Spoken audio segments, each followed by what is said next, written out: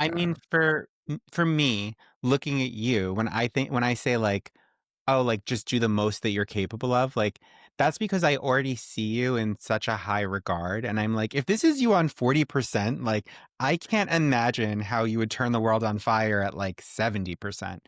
Like that's wild to me. Cause like I think you are like handsome and brilliant and kind-hearted and like all these amazing virtues. And I'm just like, wow, if he's only operating on 40%, like, what am I doing wrong? Like,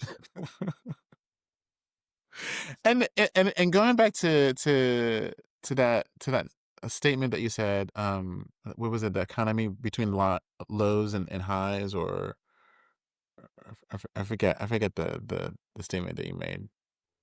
It was like, high and low. But anyway, um, I also think, like, in a very sort of clinical term, right? Like, that the the practice of being at, like, 45%, or engaging in high intensity procrastination, because sometimes that's a very fun sport to play in procrastination, and I'm pretty good at I'm pretty good at that. you're um like, instead of writing uh, a paragraph, I'm just gonna do half a paragraph for my book. But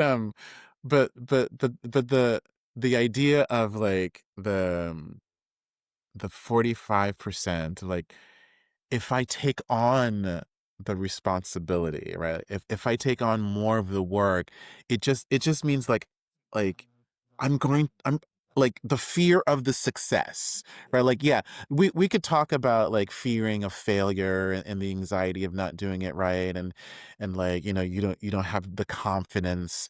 But then, like, you sort of, to your point, there is the once you step into the crown, the crown is yours, right? Like, once yeah.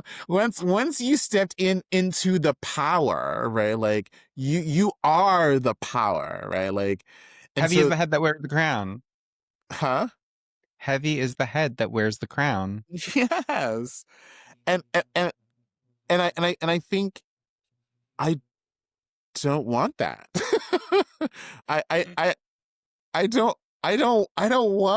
don't want to be. I don't want to be yeah, yeah. I'll I think I'll that's do. completely valid, by the way. I don't think there's anything. I I think for me, the thing that catalysted me to be like, make me do it is just like I I can't see inequality for like forever and then see like that there is a solution and then not try to make it happen. Yeah, yeah, yeah, yeah. So it's not even that like I came into this idea of like the House of H because I'm like, I want to be an authority or like I want to be a leader. It was more just like, how is no one doing this? We all know that we need help. Why is no one doing this? And then I would Right. No, no, but yeah, but I think, yeah, I think you bring a good point, in the sense of, like, if you have somebody, and I came across this during the conference. um uh if you have somebody who's giving false information, and you have people in the crowd that knows the speaker is giving false information, isn't it the job of the listeners to say, no, no, no, no, no, no, no, no, no, no, no, no, no, like, that is not correct, or the times have changed, and that's outdated information, right? Like, we need people. We need the listeners to sort of, like, take a step into the speaker role, specifically when the information is no longer relevant, or the information is specifically that to a population, to a culture that does not meet the rest of the world standards, right? Like, there is a need for that. yeah. Yeah. Yeah. And I think that I've always been like a loudmouth. I've always been the mouthpiece, and that's, like, I guess that is the crown that I wear proudly, because 'cause I'm like, I've always felt like I I can't shut up. So, like, I might as well speak up for people that feel like they don't want to or like they can't. I'm like, I'll do it. What do you wanna say?